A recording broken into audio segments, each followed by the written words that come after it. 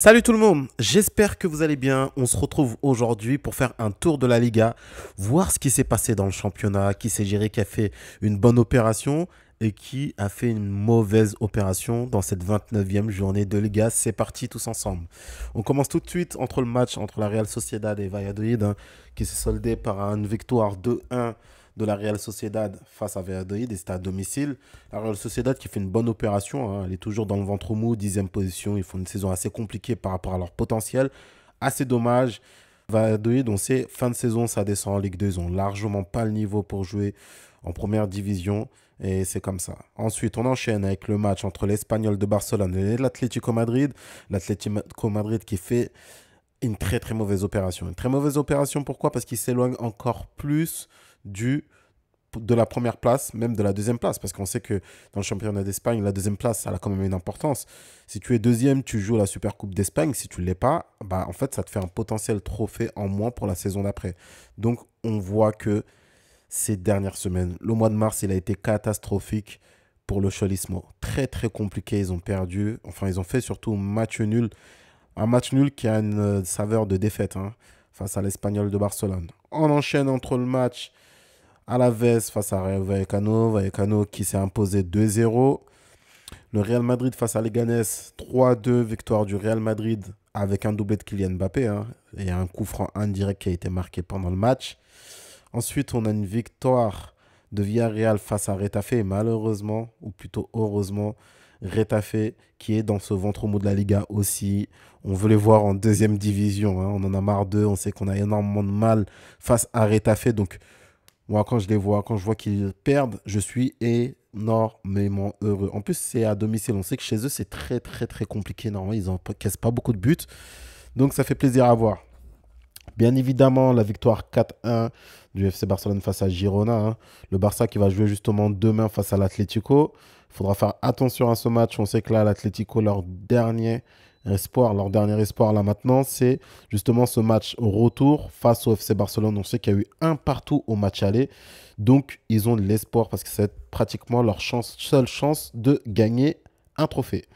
Ensuite, on a le match entre Valence et Mallorca, une victoire 1-0 de Valence. Valence qui fait une bonne opération, qui commence à s'écarter encore un peu plus des zones relégables, des zones compliquées. Donc c'est une très très très bonne opération pour Valence. Et le match nul entre l'Athletic Bilbao et Osasuna. L'Athletic Bilbao, franchement, qui fait une pas très bonne opération parce qu'en fait, s'il y avait eu une victoire, en plus on sait qu'Osasuna c'est très compliqué en ce moment. On les a joués juste avant. S'il y avait eu une victoire, ils auraient pu assurer, vous allez voir de toute façon sur le classement après, les places européennes. Il y a bien évidemment Real Betis qui ces dernières semaines, c'est solide, on va dire depuis l'arrivée du GOAT Anthony, ils sont devenus très solides. Real Betis qui s'impose 2-1 dans le derby de Séville, face au FC Séville. Et le dernier match, Celta Vigo face à Las Palmas, un but partout. Pour le classement de la Liga, bien évidemment, le FC Barcelone toujours premier avec 66 points. Le FC Barcelone toujours invaincu en 2025. Les grands favoris pour remporter la Liga, on l'espère. En deuxième position, le Real Madrid, Real Madrid avec 63 points. Et enfin, l'Atlético Madrid qui vient compléter ce podium avec 57 points. L'Atlético Madrid, c'est très très compliqué. Ils sont maintenant à 9 points quand même de la première place. On va dire que là, franchement, avec ces mauvais résultats, là, ça fait un petit moment qu'ils n'ont pas gagné. Avec ces mauvais résultats, ils peuvent dire quasiment adieu au titre en fin de saison. Ensuite, ici, ce qui va être important à voir, je pense que là, l'Atlético, ils ont sécurisé plus ou moins leur troisième place. Ça m'étonnerait qu'ils viennent se faire chipper cette place par l'Atlético Bilbao. Mais ce qui va être intéressant à regarder, ça va être sur les places qualificatives en Europa League et surtout en Conference League parce qu'on voit que Villarreal et le Real Betis, ils sont tous les deux à 47 points. Je vous ai dit, le Real Betis qu'on va jouer sur la prochaine journée de Liga, ça va être solide parce que regardez, ils ont enchaîné les victoires. Il me semble qu'ils sont maintenant à 6 victoires d'affilée depuis que le GOAT Anthony est arrivé. Je ne sais pas si vous en rendez compte. Et Villarreal, c'est un peu plus mitigé, mais il reste quand même à 47 points. Ça va jouer entre les deux pour la place en Europa League. Le meilleur de deux jouera l'Europa League, l'autre jouera la Conference League. Et là, je pense que pour Bilbao, c'est plutôt assuré aussi cette quatrième place. En tout cas, c'est sûr qu'ils vont tout faire pour jouer la Ligue des Champions la saison prochaine. Après, voilà, après, on a des équipes ici dans le milieu de tableau. Je ne pense pas qu'ils iront choper une place ici en Coupe européenne. Ça m'étonnerait, hein. Des équipes comme Séville, comme Real Sociedad.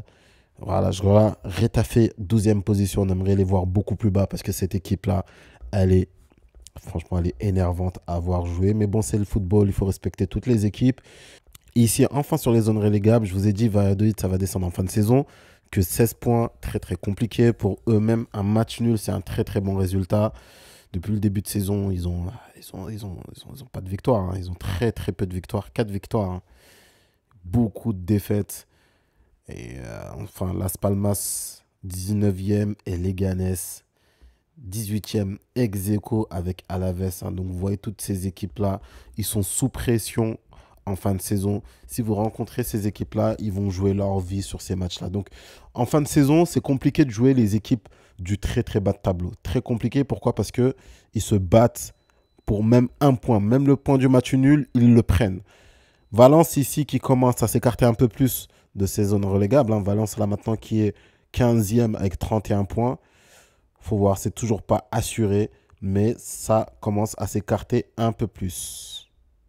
Et enfin, on va terminer cette vidéo en parlant des classements des meilleurs buteurs de Liga. Bien évidemment, Robert Lewandowski, toujours en première position avec le doublé qu'il a marqué. Son doublé, il a été super important. Suivi de très près par Kylian Mbappé, hein. Kylian Mbappé, franchement aussi, pareil, on pourra dire ce qu'on veut. Robert Lewandowski, à son âge, réussir à stater autant qu'il state, c'est remarquable. Et Kylian Mbappé, pour sa première saison, quand même, hein, va réussir à marquer 22 buts, même s'il est beaucoup plus jeune et qu'il est censé être à son prime. C'est respectable aussi. Franchement, très, très respectable pour les deux. Ante Boudimir en troisième position, vraiment beaucoup plus loin. Et on voit que Rafinha est en quatrième position avec 13 buts en Liga. Bien évidemment, sur les passes décisives, ça ne bouge toujours pas, hein. Lamine Yamal avec 11 passes décisives. Franchement, il pourra en avoir beaucoup plus. Il pourra en avoir un peu plus quand même, hein, si ça ne tergiversait pas devant les cages. Mais bon, il reste premier, suivi de près par Iñaki et Rafinha ex aequo avec 8 passes décisives. Et enfin, en troisième position, 7 passes décisives pour Berenguer et Alex Baena. Et voilà tout le monde, on a fini notre petit tour de Liga. J'espère que ça vous aura plu. N'hésitez surtout pas à commenter, à lâcher un petit like, à vous abonner aussi, super important sur ce. Moi, je vous dis à très bientôt. Ciao, ciao.